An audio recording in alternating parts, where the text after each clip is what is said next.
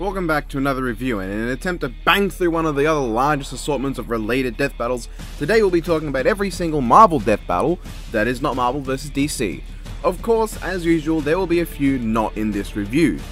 Beast vs Gliac was covered in my overly long Steven Universe vs Star Butterfly review. It was bad. Deadpool vs Pinkie Pie was reviewed in my Death Battle Season Finales episode. I didn't give it a score, but I do kinda like the episode, but I think it's the worst as a finale. It's not my least favorite finale episodes, but as a finale, it is my least favorite. Honestly, watching some other episodes that are significantly worse by it just being less interesting or outright terrible, I don't even hate Deadpool vs Pinkie Pie anymore. I don't even think it's like that bad. It's like a 6 out of 10, you know? It's alright. And Genesis vs War Machine, Venom vs Corona, and Hulk vs Broly are reviewed in my Season 7 retrospective. Iron Fist vs Poe also got its own dedicated review, the greedy little fuck. Now let's get to it, there's quite a few. Away with you! Thor vs Raiden is a really good episode, probably my second favorite in all of Season 1. There ain't much competition though. The analysis is simple, but fun. Not many jokes I remember, aside from the one about Thor's hammer, but it's a Season 1 episode where Boomstick doesn't do anything outright perverted. Aside from the it's not the size that matters, but how you use it thing, which is completely viable to apply to Mjolnir. The fight though, the fight's awesome. It perfectly captures the dynamic of both having similarly powerful lightning, but Thor being much stronger and Raiden being much faster. Which is not accurate to their stats, but with how they're commonly portrayed in media, it just sort of feels right in action. Despite how badly these sprites clash, the fighting is just so good. From Thor's first hammer throw having the same fantastic feeling of movement with the camera tracking it as Yoda's, to Raiden's teleport spam heavy combo, to the two trading a lightning attack between each other, all of Thor's attacks feel so ridiculously heavy.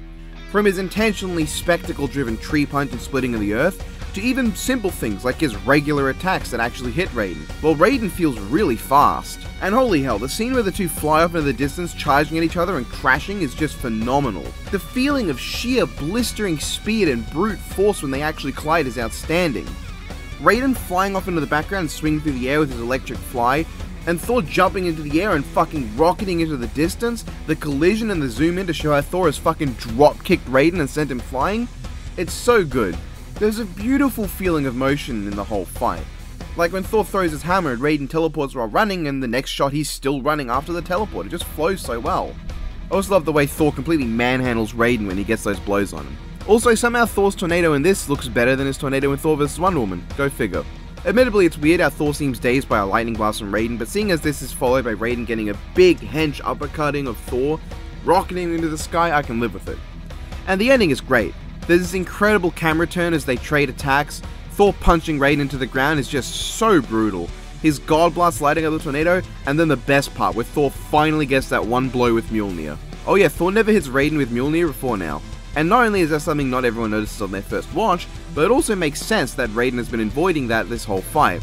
And Thor only gets hits in with his hands because the hammer's just heavy enough to slow his attacks just the right amount for Raiden to be able to dodge. And it also means the one hit he does get feels so brutal. Thor's hit on Raiden with the blood and the outstanding sound design is one of the most impactful hits of the entire show. Then Thor flies into the fucking sky and throws Raiden into the sun. That is an outstanding death, and I love it. Of course I do. I have to give this episode like a solid 7.5 out of 10. This is a Season 1 episode, and that makes that a crazy high score.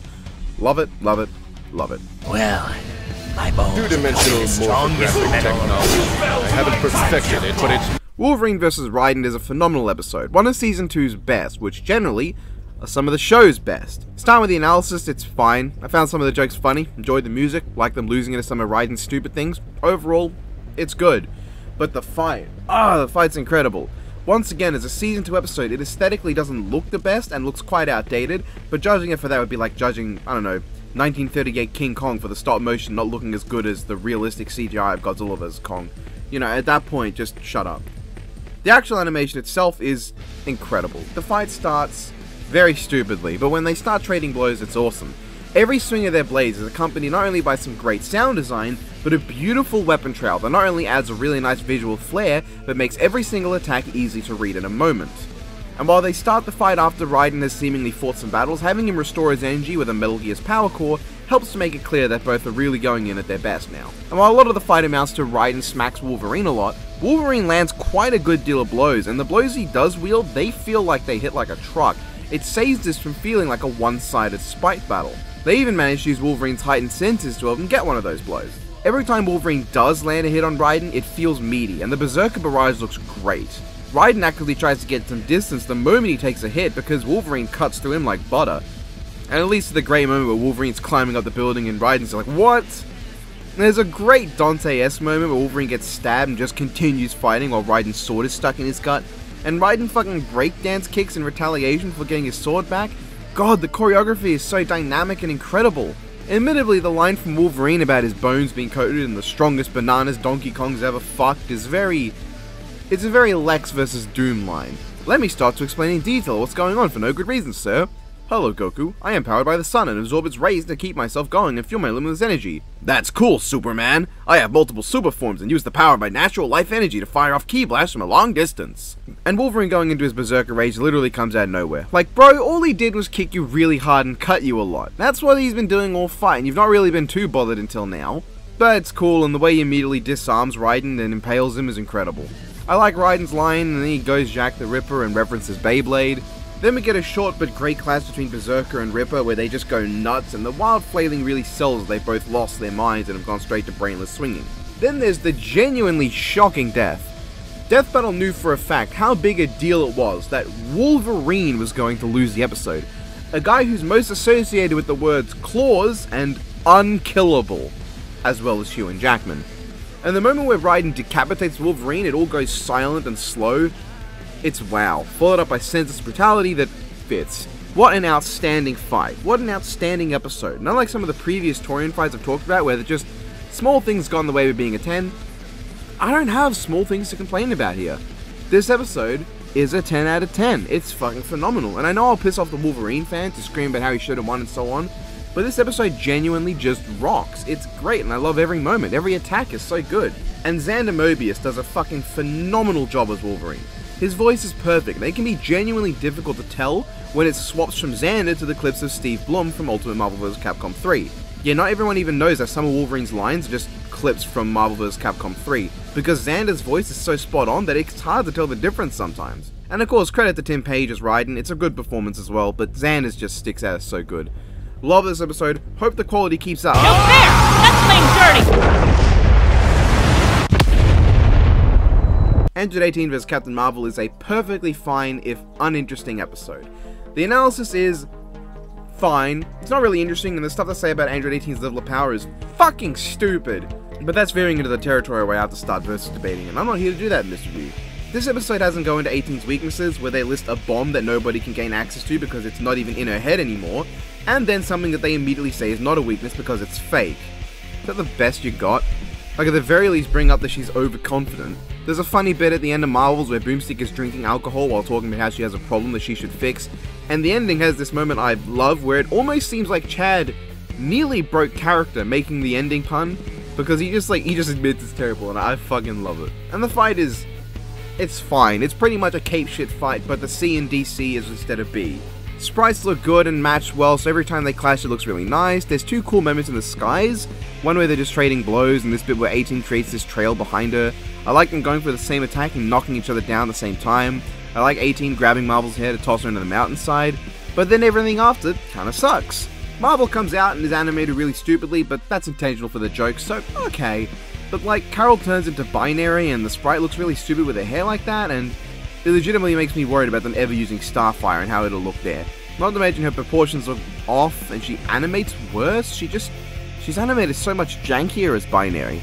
Then 18 starts getting hurt by regular fucking rocks, which, okay.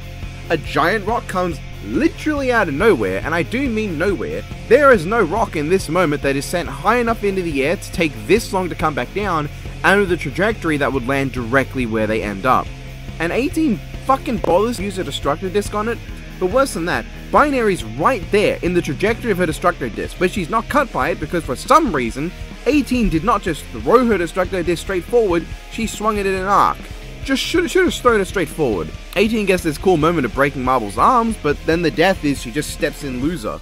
Lame. There's also when Marvel becomes binary, there's these very noticeable and fucking bothersome 2 pixels hanging between her legs, that sounds awful, hanging off the inside of her left thigh, that still sounds kinda weird, right fucking there, and I hate them. Wow, what a lame episode. It's not bad by any means, it's just perfectly servable. A lovely 5 out of... Surprise! I can do it too! Okay, it's now a 6 out of 10. A strange fascination with eating his enemies. Biff Wheat's first line of Galaxy Grudge Match moment. Shredder vs. Silver Samurai is a damn good episode. It's not devoid of problems, but also not devoid of great moments. For a start, I don't really like how they deal with the conflicting origins of Shredder. Like saying, oh well, his origin's a legend, then some say he's these things. Is a complete fucking lie.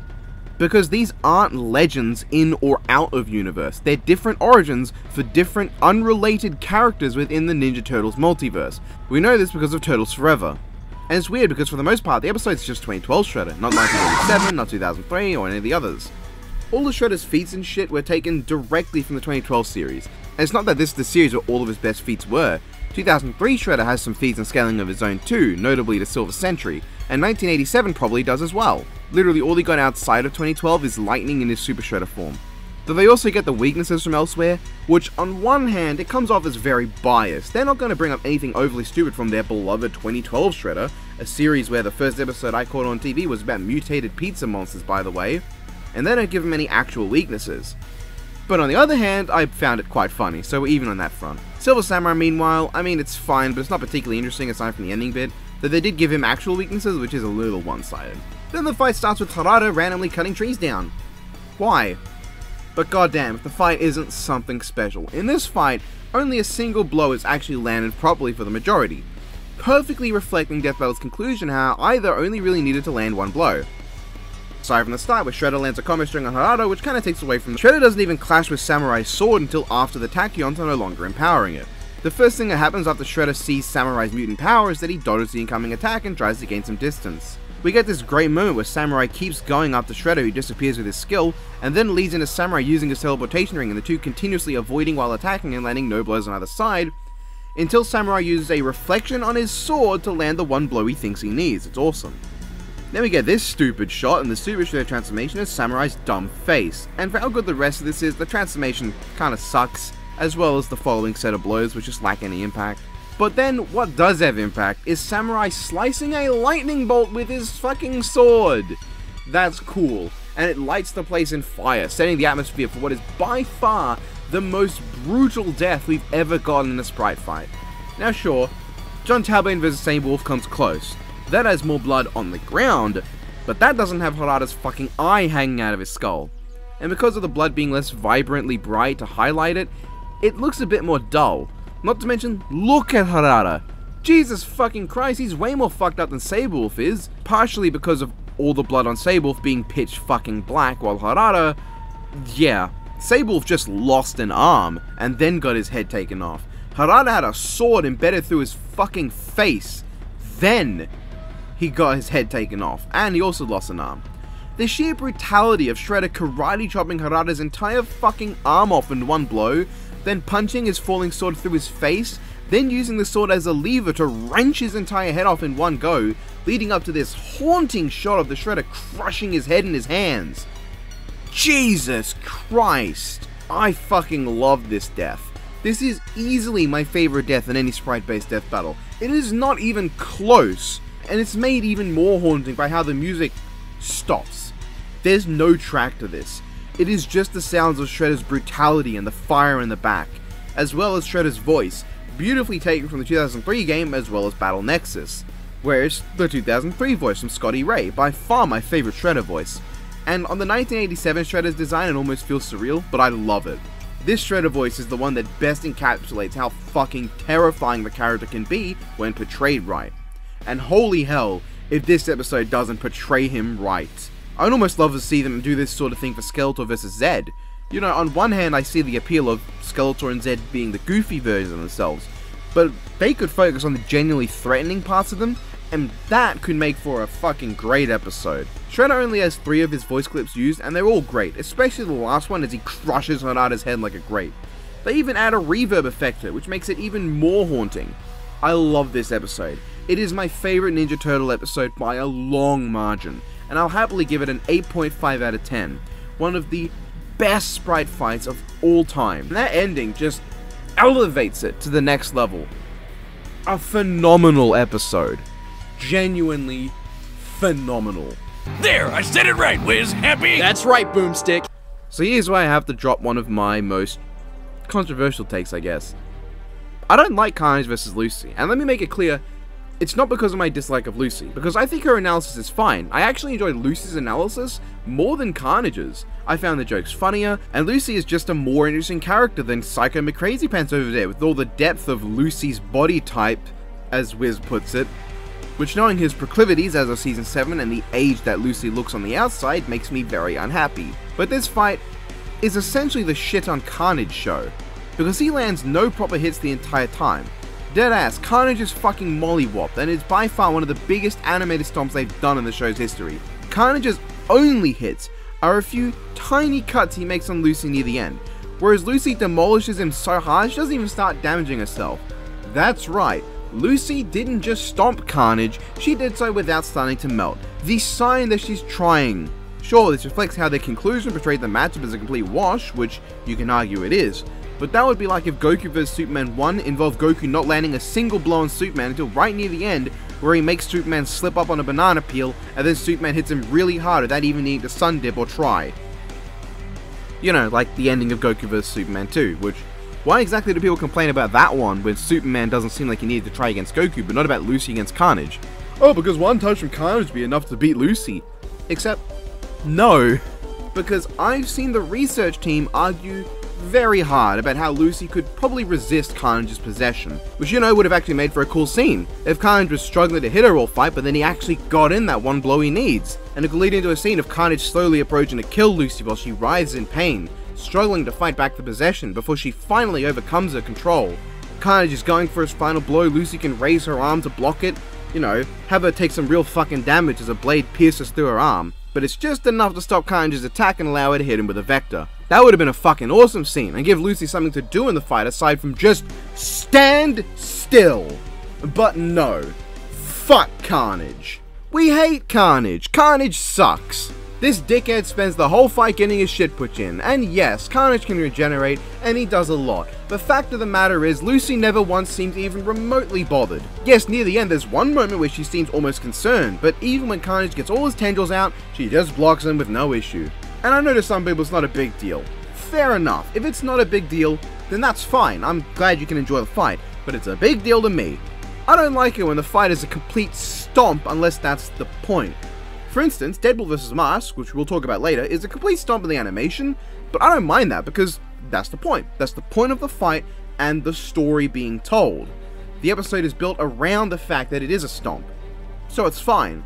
In the same vein, I don't mind Thor vs 100 Pikachus from DBX because it's a joke. The joke is one guy's cleaning house, and these are all the creative ways in which he does so. That's okay. But the problem is when that's not the point at all, and they end up doing it because the choreography is just shit. And this is that. A fight where it unintentionally comes off as complete spite. Like, fucking seriously, who hated Carnage this badly to just say, fuck you? You ain't even make her push herself. And it's not like they didn't have any way to do it. Like, there's two different ways I could think of off the top of my head. And I'm not even a fan of Lucy, and I can think of these. The first one is, as I said, Carnage lands a hit, Lucy fights off his mind control. Researchers argue she could, and it could have been brought up in the conclusion because a lot of the biggest reasons why people think this episode is wrong is Carnage having higher speed than Lucy and being able to just touch her. If you guys had argued Lucy being able to resist that, then a lot of people who think the episode's wrong probably wouldn't even think the episode's wrong. They just think you got the speed wrong, but it's true that Carnage can't kill her. Should have done that. The other way is that Lucy begins to melt the more she exerts herself. A shot near the end of her starting to melt as she goes into her fullest power with her, I don't know, you can have her vectors explode up in the sky. Maybe you can have like a shot from above, like just above the area, where the vectors part the clouds rising upwards before they crash down onto Carnage, killing him in an actually big explosion.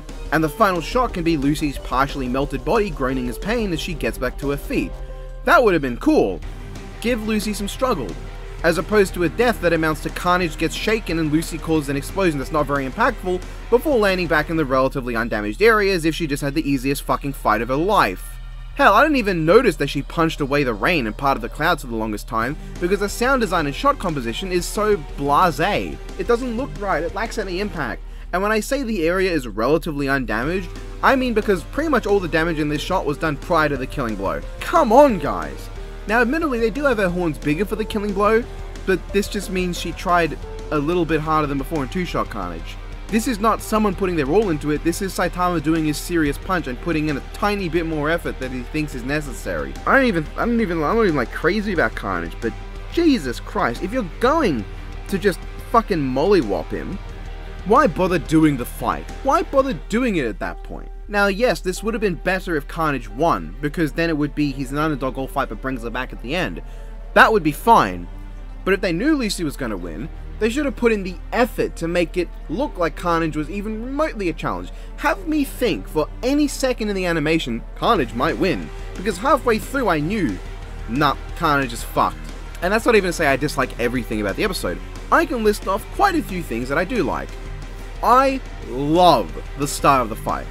The way New is just waiting for the train, and then as it approaches we hear the screams of horror as all the people within are massacred in seconds. We can't see what's happening and we are able to imagine in our heads what horrific acts are being committed by Carnage. The doors open and within there's just one person. Carnage.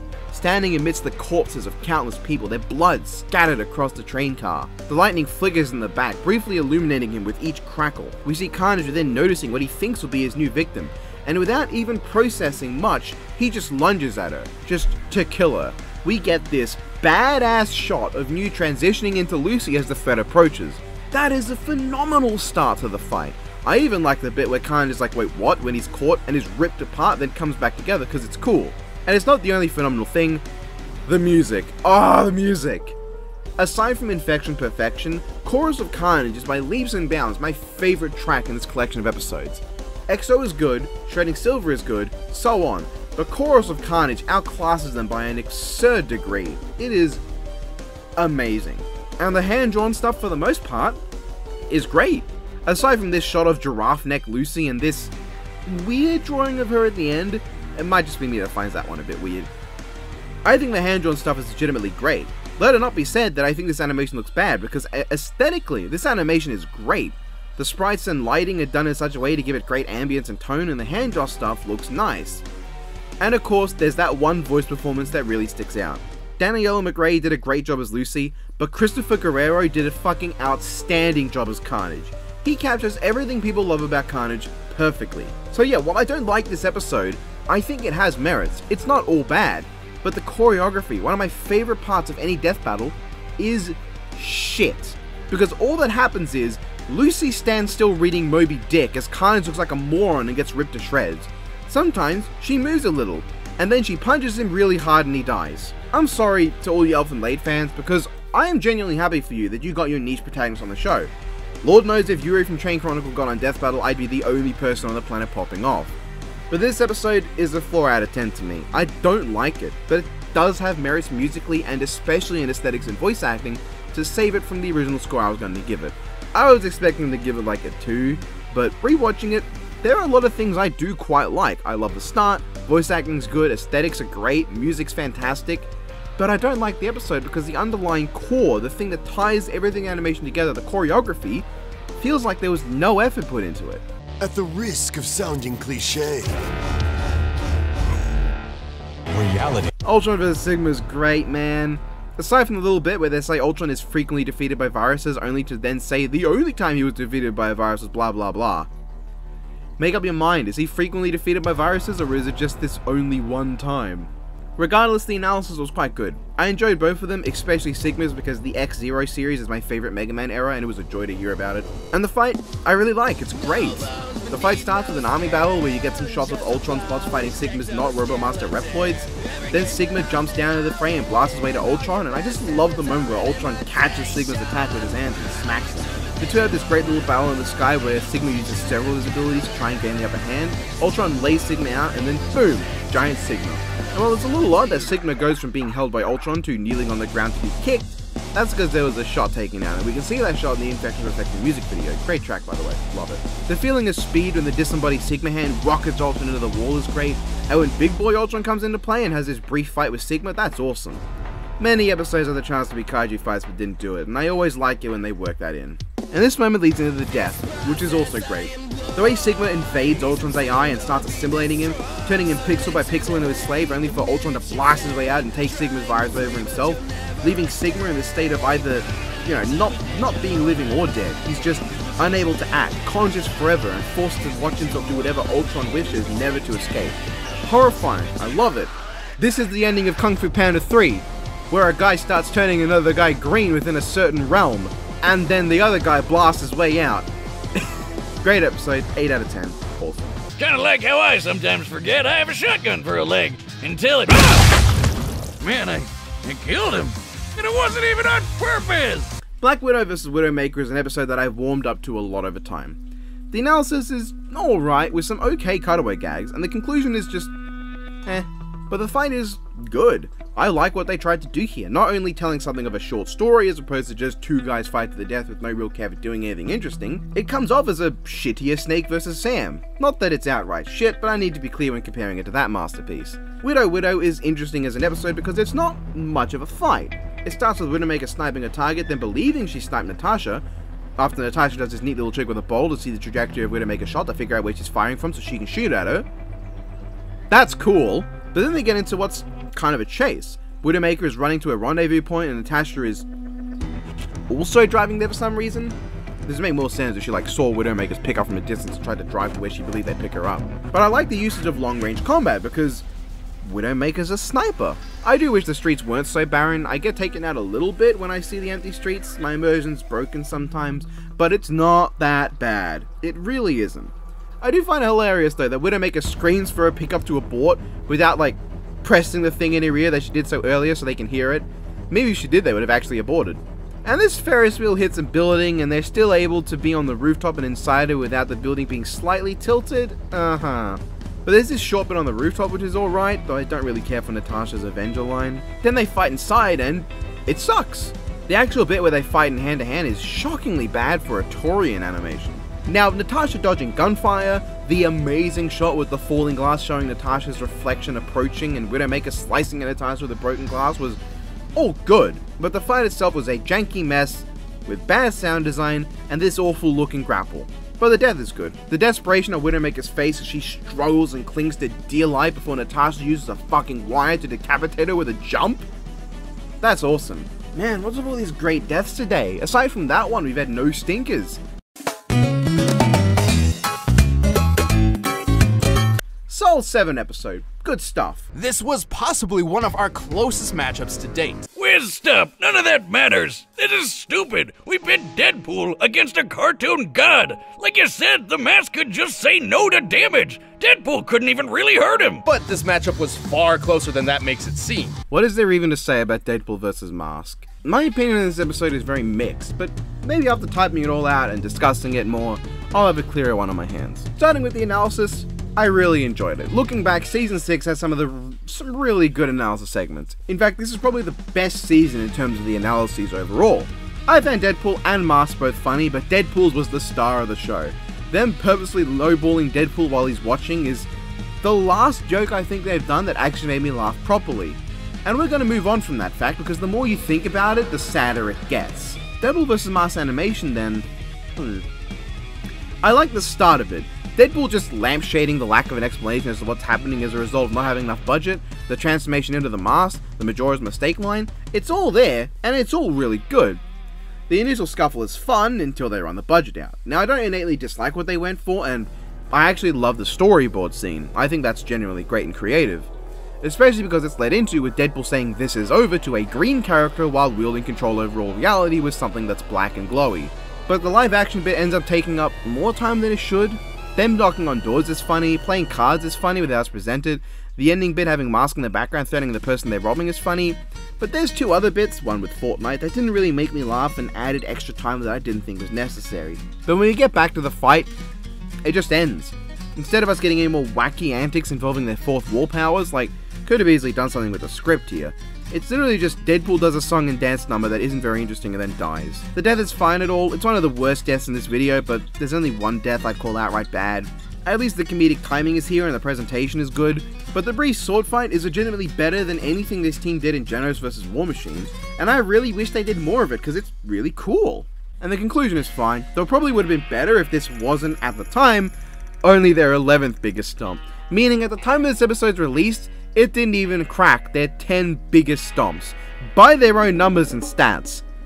That's funny. Still, I like the two having some semblance of character development, and it doesn't really matter and doesn't feel terribly warranted given what little actually happened, but I'm fine with it. It's a fine episode, like a low 7. It's not as bad as I remember, but it doesn't quite hit as hard after doing the research on what their numbers say are the biggest stomps. And that was every Marvel vs. not a DC opponent episode. Next will be the opposite, of which there aren't nearly as many of, and overall it was a pretty good grab bag of episodes. The only one I dislike is one that is widely liked by most fans, meaning to most people, I'd imagine this is a pretty good collection of episodes.